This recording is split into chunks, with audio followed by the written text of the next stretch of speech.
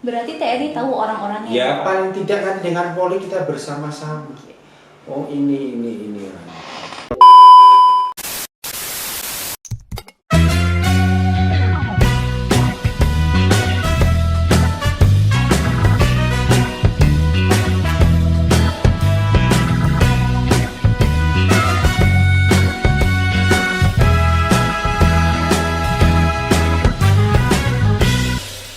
Halo Sobat Cekas, balik lagi dengan aku Iin di podcastnya KPU Kabupaten Majalengka.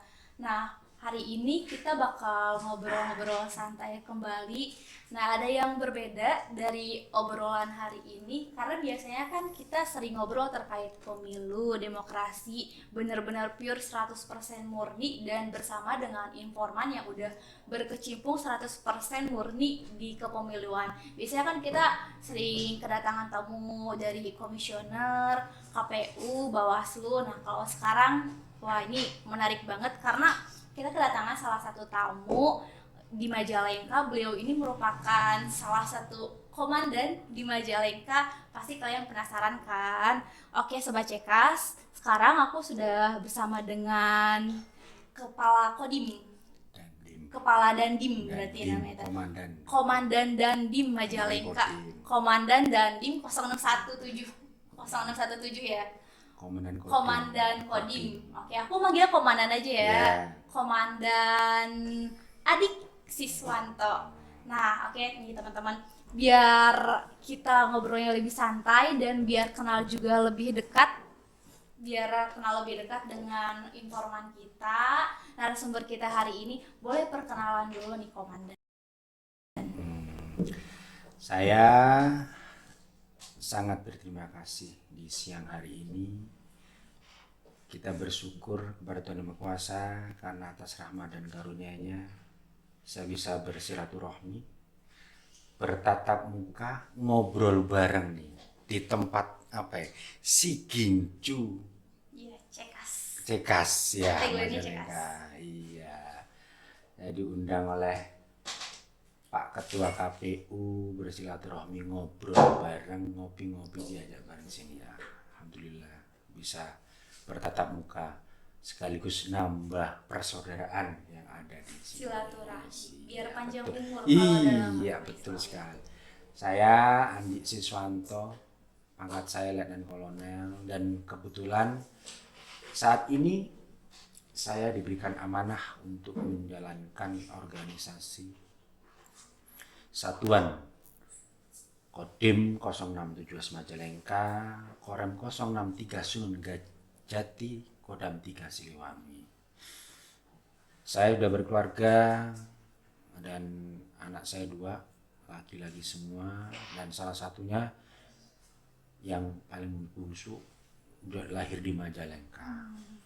Kebetulan istri saya sama-sama aparat ya di Polri, dan saat ini istri saya juga diberikan amanah menjadi Kapolsek Cigasong, Polres Majalengka. Saya di Majalengka sudah menjalankan amanah ini sudah berjalan 10 bulan. Nanti tidak tahu sampai kapan. Dari pimpinan yang akan menentukan seperti Tapi itu. betah kan di Majalengka? Alhamdulillah sangat betah, sangat menikmati. Di mana kita bertugas harus menikmati, harus menyesuaikan, dan harus bisa berkarya untuk bangsa dan negara, khususnya untuk di Majalengka dan Kodim 0617 Majalengka. Baik Pak, terima kasih. Oke nih, sebelumnya kita mau nanya dulu terkait kepemiluan. Memang sih kalau sepertinya berbicara terkait pemilu dengan TNI, sinergitasnya bukan enggak 100% murni. Tapi kan kalau sepertinya kita menjelang pemilu nih, otomatis TNI juga terjun langsung ya ke lapangan. Nah, sebenarnya apa sih yang dilakukan TNI menjelang pemilu supaya untuk menjaga kedaulatan negara biar aman, tentram, dan damai ya pemilu tuh? Silakan Pak. Kita Tentara Nasional Indonesia ini adalah tentara yang tidak berpolitik praktis sesuai dengan amanah Undang-Undang nomor 234 tahun 2004 bahwa Implementasinya kita netralitas TNI ini yaitu netral dengan tidak memihak dan memberikan dukungan pada salah satu kontestan pemilu kada, mengamankan menyelenggarakan pemilu sesuai dengan tugas dan fungsi bantuan TNI kepada Polri. Prajurit TNI tidak menggunakan hak pilih dalam pemilu dan khusus untuk keluarga prajurit, hak pemilih merupakan hak individu selaku warga negara institusi dilarang memberikan arahan dalam menentukan hak pelaksanaan hak. Sebelum pelaksanaan kita bersama TNI Polri juga bersama Polri paling tidak melihat situasi. Jadi kalau kita dalam tentara itu mengumpulkan keterangan dulu, menganalisis tugas ini. Kira-kira potensi konflik apa yang akan terjadi nanti pada saat pelaksanaan pemilu. Kita bersama-sama Polri juga akan mungkin di lapangan, kalau mungkin di tentara itu namanya di staf intelijen kita, di lapangan juga akan mencari informasi sebanyak-banyaknya. Ada staf intelijen juga? Ya, ada. Itu akan tahu nih memilih mana kira-kira potensi daerah mana yang akan konflik. Mungkin ini wilayahnya si Konstantan A, ini B. Nah, ini yang kita harus pilah benar, memetakan potensi kerawanan konflik sebelum ataupun setelah pemilu kada. Ini kita bersama-sama Polri membantu juga kan memilah seperti itu. Kita bisa tahu mana yang kira-kira potensi. Begitu. Untuk menjaga demokrasi ini akan berjalan dengan lancar. Baik Pak. Tadi kan Bapak bilang nih terkait ada staf intelijen juga terus menjelang pemilu. Nah, kayak penasaran gitu, sebenarnya langkah apa aja sih yang dilakukan oleh mereka biar ketika pemilu TNI itu benar-benar siap terjun di lapangan supaya pemilu tuh bisa benar-benar aman dan damai. Mungkin ada tuh langkahnya itu seperti apa, tahapan-tahapannya. Ya, kan tadi saya sampaikan, kita bersama Polri juga turun nih ke bawah. Siapa sih? Tahu misalkan di daerah ini nih koordinatornya siapa ini? Ini partai apa yang paling besar? Siapa dedengkotnya? Siapa koordinator lapangannya? Siapa yang menggerakkan? Paling tidak kita harus tahu orang-orang itu. Langkah awal nih, udah punya data, punya ini berapa persentase misalkan konstituen A menang di daerah ini. Paling tidak kita sudah tahu gambaran mana yang kira-kira orang yang memanfaatkan mungkin.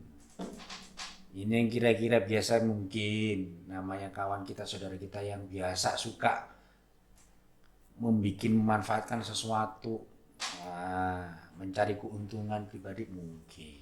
Berarti TNI tahu orang-orangnya? Ya paling tidak nanti dengan Polri kita bersama-sama. Oh ini orang seperti itulah langkahnya. Kita pendekatan secara edukatif, secara persuasif, yang mungkin sebelum pelaksanaan kita ada pendekatan sering ada banyak di dalam TNI ini ada namanya metode pintar itu komsos, komunikasi sosial, yang itu kita laksanakan, kita kerjakan ya, mendekati mereka, ikut ya, memberikan penyampaian semoga di pelaksanaan pemilu tidak terjadi apa-apa, membantu untuk kesuksesan demokrasi itu sendiri. Baik Pak, menarik penjelasannya, detail banget. Oke nih Pak, aku penasaran nih terkait pemilu tahun 2019, Pilpres, khususnya Pilpres ya. Karena banyak banget isu-isu yang bermunculan dan menyebabkan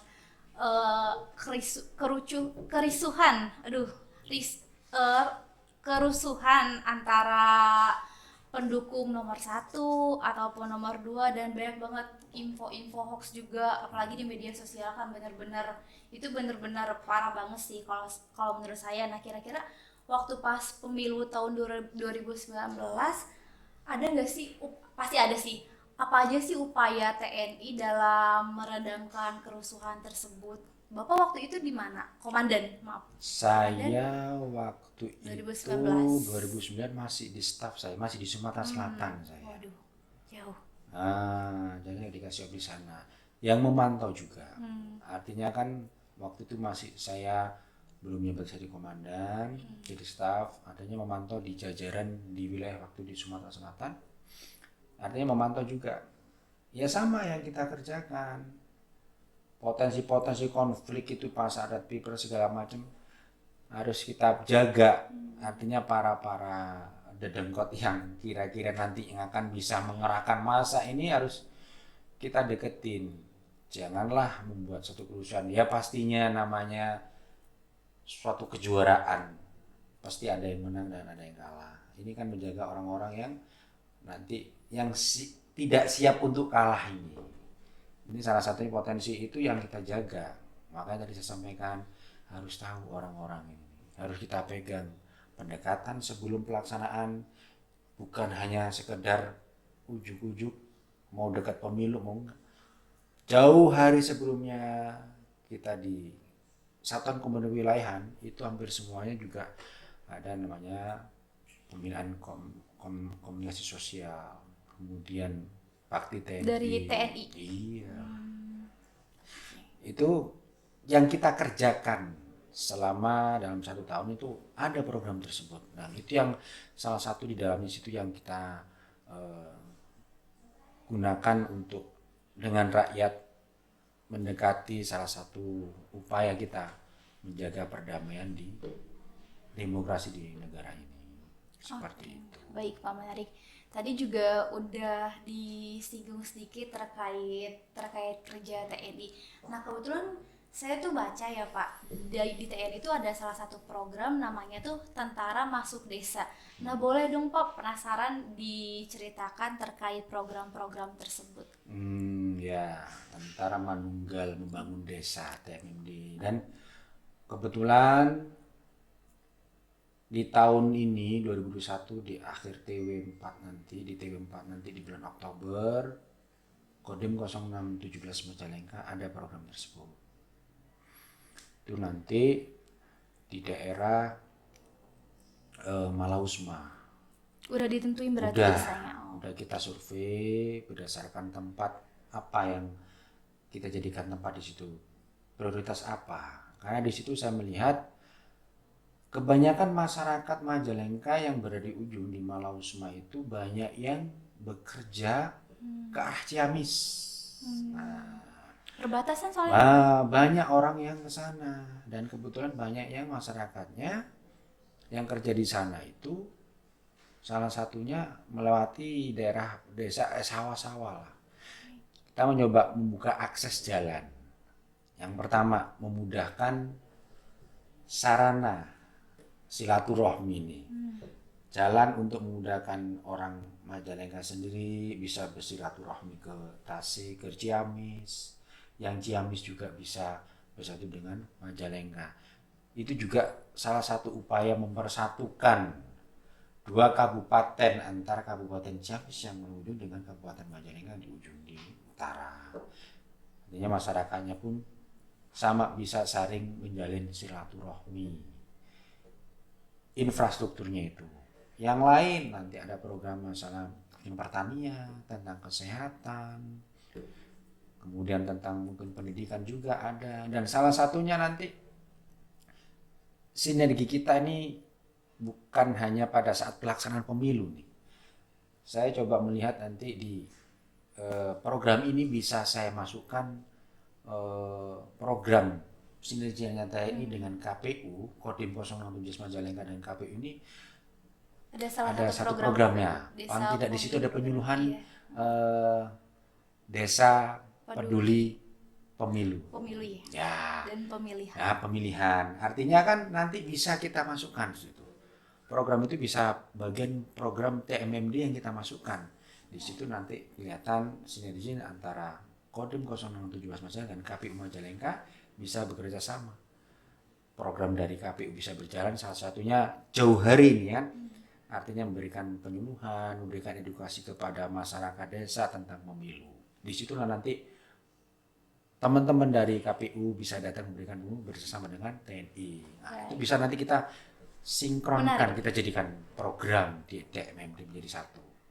Tapi Pak, kira-kira alasan utama dalam memilih desa tuh TNI itu lihatnya dari aspek apa gitu faktornya, atau karena melihat kurangnya infrastruktur. Jadi TNI punya keinginan nih, oke nih infrastrukturnya kita perbaiki lebih baik, atau enggak lebih ke fokus pemerintahan pengelolaannya kurang baik.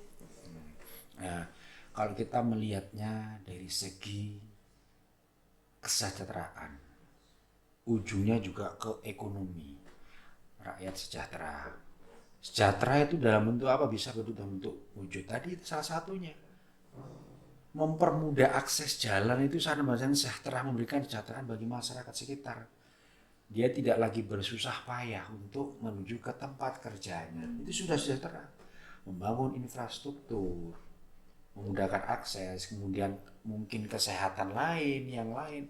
Artinya daerah situ yang kita bantu, kita bangun khususan untuk kesejahteraan masyarakat desa di Malaus, Mas. Itu. Baik Pak, menarik.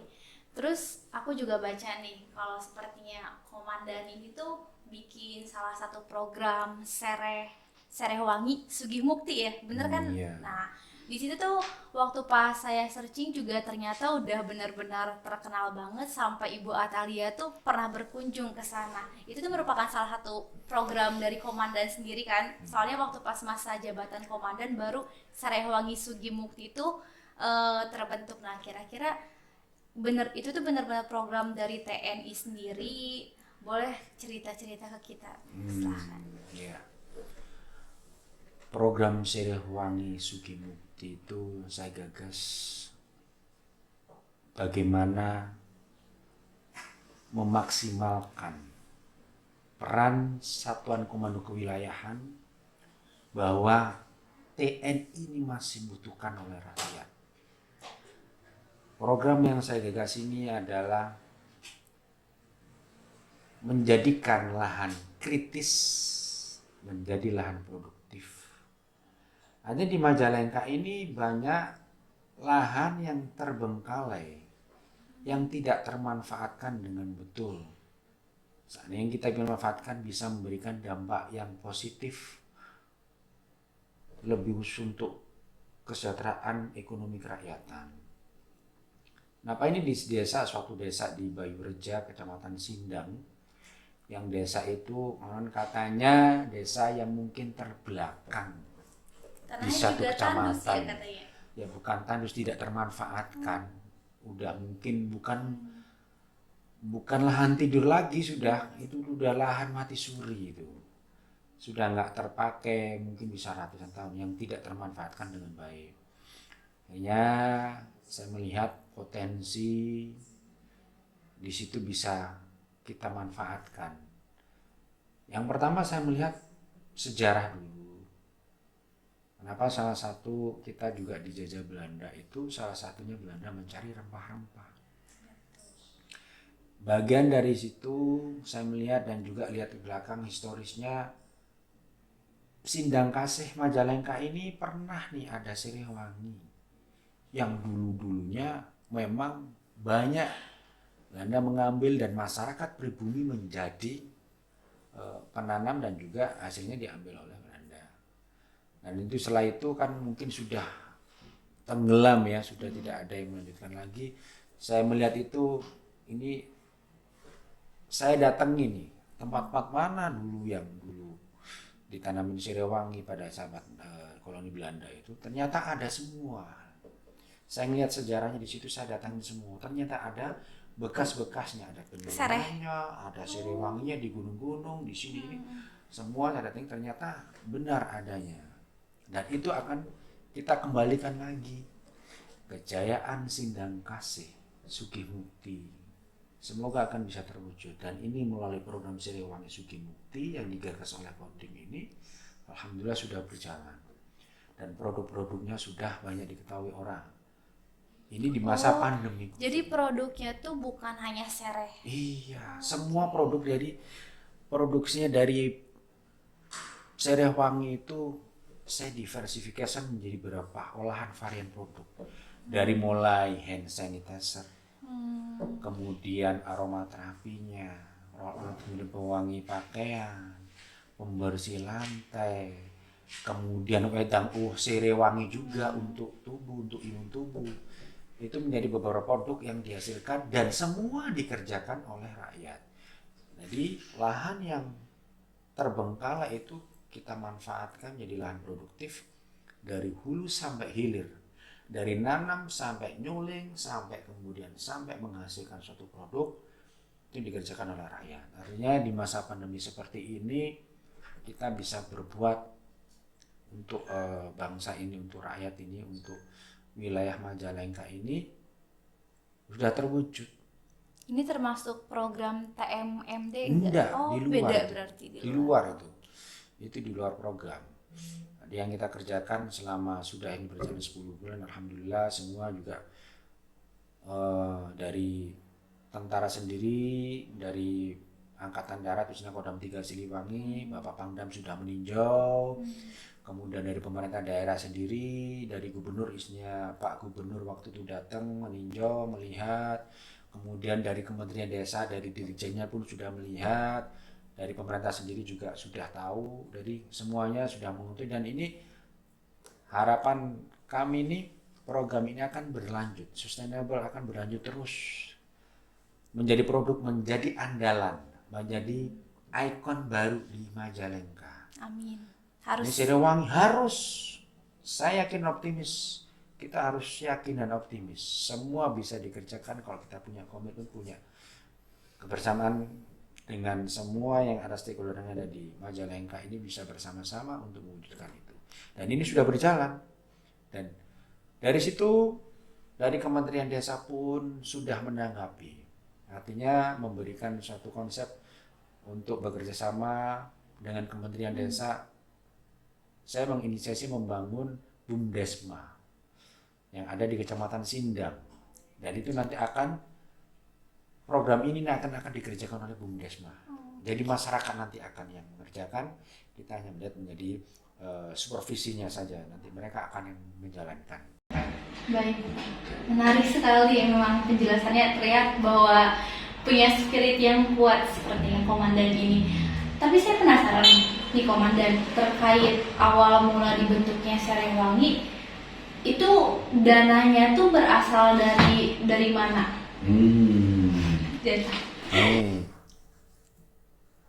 Ini dana kerjasamanya gitu? itu yaitu dari mitra yang bekerjasama, bukan. Ya pemerintah daerah juga ikut, tapi yang lebih dominan mitra kami dengan Ondim. Itu yang salah satunya membiayai semua, dari mulai pembukaan lahan sampai kemudian kita bikin di situ nanti. Hanya bukan di daerah situ, tidak hanya perkebunan Serewangi. Saya di situ sudah punya set plan tentang di situ, dari mulai saya membuat sirkuit trail, sudah jadi, sekarang udah dimanfaatin banyak orang.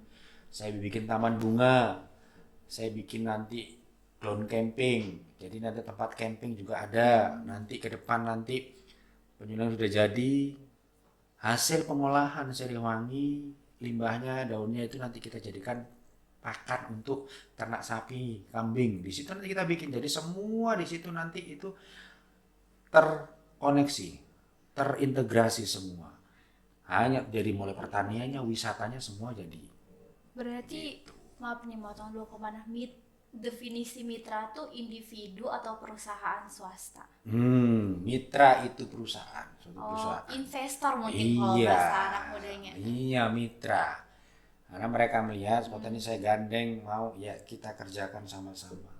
Dari pertanian? Bukan, atau dari luar itu. Macam-macam berarti ya? Kenapa? Macam-macam investornya, enggak, mitranya. Macam satu aja. Cuma satu. Nah, tapi cakupannya menyeluruh semuanya. Karena di situ ada kaitannya dengan kementerian dari dinas. Kalau di sini tuh ada dinas DPM, di Pemberdayaan Masyarakat Desa. Ada dinas DKP 3 Pertanian, Perkebunan Pertanian Peternakan. kemudian ada dinas parbudnya, pariwisata budayanya. Karena di situ saya juga membuat nanti ke depan dijadikan edukasi wisata.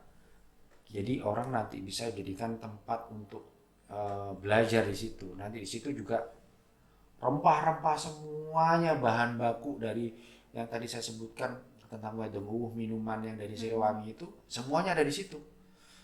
Prosesnya segala macam paling tidak orang tahu. Di sini pembuatan dari hulu sampai hilir semua ada di sini. Gitu. Berarti bener-bener udah apa ya? Bener-bener produksinya sudah ada, pemasarannya juga sudah ada. Iya betul. Keren sekali. Jadi gini nih Sobat Cekas, aku tuh pernah dengar gitu loh komandan, soalnya kayak dari apa ya, mungkin obrolan sekilas aja. Sebenarnya kerja TNI itu ngapain aja sih gitu. Tapi setelah aku mendengar ini, aku jadi makin punya wawasan baru bahwasanya TNI itu punya andil di masyarakat gitu. Enggak, ya kan karena mungkin kita ngelihatnya ngapain sih TNI itu berperang gitu. Jadi kalau ketika sekarang aku dapat penjelasan dari komandan, oke, ternyata memang langsung terjun ke masyarakat, benar-benar memberikan impact yang besar buat masyarakat, membuka lapangan pekerjaan juga, seperti itu. Nih aku udah tanya-tanya detail, jawabannya detail, maksudnya jawaban dari komandan detail banget sih. Terus kayak aku melihat juga dari diri komandan bahwa punya spirit yang kuat juga.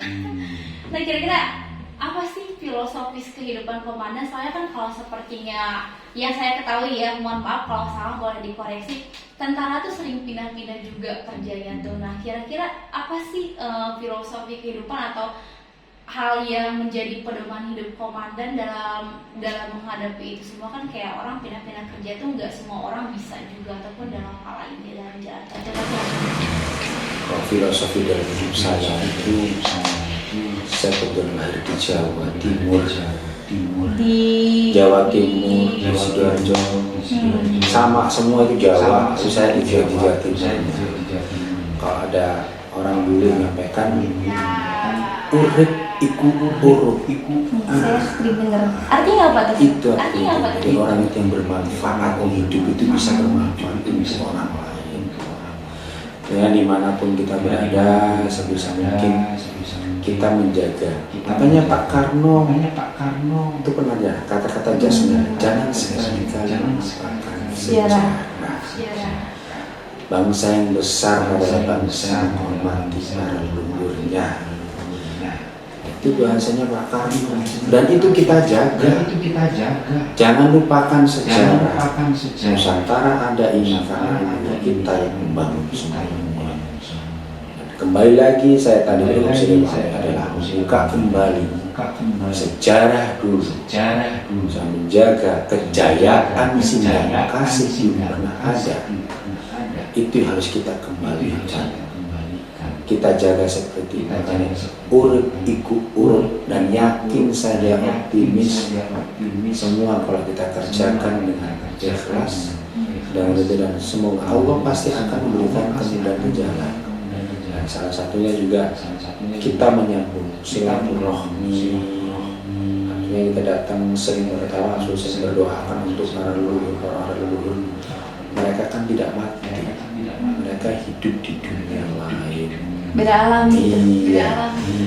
Ya masih. Salah satunya untuk menjaga silaturahmi adalah mendoakan beliau, leluhur orang tua kita sama leluhur semuanya kita. Nah, itulah orang-orang yang berjasa untuk Nusantara, itulah yang akan berikan kemudahan, kemaslahatan kita melanjutkan perjuangan mereka. Ini penerus bangsa kita ini, kita sebagai pemudanya, sebagai penerusnya harus bisa melanjutkan perjuangan apa yang beliau kerjakan, apa yang beliau kerjakan, lanjutkan dan kita melanjutkan untuk kebaikan kemaslahatan. Keren banget. Bener-bener apa ya? Saya jadi punya motivasi nih setelah wawancara bersama komandan.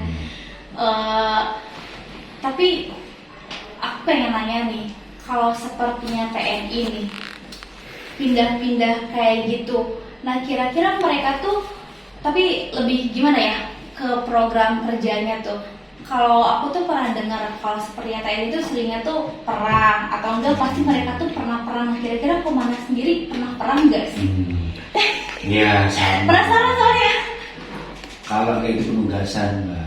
Saya pernah di Letda sama Kapten, penugasan Aceh 2 kali, kemudian perbatasan Filipina, pernah masa penugasan seperti itu. Itu tugas TNI di masa pada perang itu perang bukan perang sebenarnya. Menyadarkan saudara-saudara kita waktu itu di Aceh yang mungkin menyusahkan diri, sama dengan di Papua juga. Sebenarnya kita bukan musuh kita, mereka itu saudara kita. Kita berupaya menyadarkan kembali ke NKRI. Nah ini kalau peran saya di sini saat Kowil, peran saya ini di masa damai. Bagaimana TNI bisa memberikan manfaat untuk rakyatnya? Bukan perang lagi, ini perang ekonomi. Bagaimana kita menggairahkan ekonomi di masa pandemi Beda konteks aja. COVID-19 ini. Jadi kalau di tugas itu ada Satgas Pemulihan Ekonomi Nasional dan Penanganan COVID, Kodim 0617 Majalengka sudah menjalankan, sudah menjabarkan perintah amanah itu Pemulihan Ekonomi Nasional. Walaupun ini bagian kecil di Majalengka salah satu untuk akselerasi untuk pertumbuhan ekonomi, bagian kecil ini, tapi sudah kita lakukan, kita kerjakan. Penanganan COVID ya kita bersama-sama Polri, bersama Satpol PP, unsur semua yang ada dari mulai desa sampai kabupaten, sama-sama ada Satgas COVID-19 Majalengka, itu kita jalan semua. Baik. Menarik obrolan hari ini. Biasanya kan kita kalau mau podcast tuh bahasnya terkait pemilu, demokrasi. Kalau sekarang sedikit melenceng, tapi ternyata banyak hal yang bisa diambil dari podcast hari ini. Oke deh, terakhir. Soalnya kalau sepertinya ngobrol terus, kalau nggak diakhiri bakal keseruan, nggak akan berhenti-berhenti. Terakhir deh, kesan pesan buat KPU Kabupaten Majalengka dari Komandan sendiri. Ya, semoga KPU Majalengka ini dengan gedung yang baru, anugerah ini, tempat yang saya kira luar biasa di KPU Majalengka, bisa menjalankan amanah nanti pada saat pemilu, pesta demokrasi nanti bisa berjalan dengan lancar, dengan amanah. Kemudian ya, para pegawainya ataupun dari pimpinan KPU Majalengka sampai ke bawah dari sini, semoga semua diberikan kesehatan, semua lancar, semua bisa mendengar. Tentunya sinerginya KPU bukan hanya tadi bagian lain, artinya semua bisa. KPU ini bagian mitra kami juga, mitra TNI, mitra Polri, mitra masyarakat TNI. Bukan hanya KPU itu dilihat pada saat mau pemilu saja. Jadi sebenarnya sebelum ada kegiatan yang bisa kita kerjakan sama-sama. Jadi bukan hanya pemilu tidak. Kalau bisa itu bisa biar paling tidak pemarang orang-orang yang ada kerja di sini nih, di KPU ini bisa dikenal dengan rakyat luar KPU. Karena tidak hanya KPU hanya ngurusin pemilu, tidak, yang lain bisa nanti sebenarnya bisa. Dan semoga sukses KPU Majalengka dan rakyat pun percaya dengan KPU, semoga tetap sehat. Amin. Terima kasih untuk kunjungannya Komandan dan untuk waktunya juga karena udah bersedia kita wawancara ngobrol santai di podcast KPU Kabupaten Majalengka. Semoga kunjungan Komandan hari ini menyisakan kesan yang baik dan mungkin diingat juga di semuanya, apalagi saya yang wawancara. Oke Sobat Cekas, terima kasih telah menonton video ini dari podcast tadi, obrolan santai yang kita bahas bersama Komandan ini. Sebenarnya banyak banget hal yang bisa diambil dan tentunya hal-hal baik ya. Kalau yang jeleknya dibuang aja. Hal-hal baiknya kayak tadi Komandan bilang bahwasannya kita harus melihat sejarah dulu dari apa yang dilakukan oleh Komandan di Majalengka, membuat program Sarengwangi Sugihmukti. Beliau ini saya lihat bukan asli orang Majalengka gitu, beliau orang Jawa Timur dari Sidoarjo, dari Sidoarjo. Tapi beliau berani membuat program di Majalengka dan tentunya bukan hanya sekadar program gitu, beliau juga benar-benar melihat tuh kayak dari aspek sejarahnya biar masyarakat bisa benar-benar sejahtera dan hal-hal lainnya. Jadi buat teman-teman sobat CK semua, jangan putus asa kalau sepertinya lagi yang galau gitu lagi galau ataupun sedang patah semangat, pokoknya harus tetap semangat dan berbuat baik untuk semua orang dan tentunya mensejahterakan rakyat juga. Baik, terima kasih. Wabillahi taufiq wal hidayah. Assalamualaikum warahmatullahi wabarakatuh. Sobat Cekas, jangan lupa untuk like, komen, dan subscribe YouTube channel KPU Kabupaten Majalengka, dan jangan lupa juga untuk terus ikuti dan follow media sosial KPU Kabupaten Majalengka. Sampai jumpa.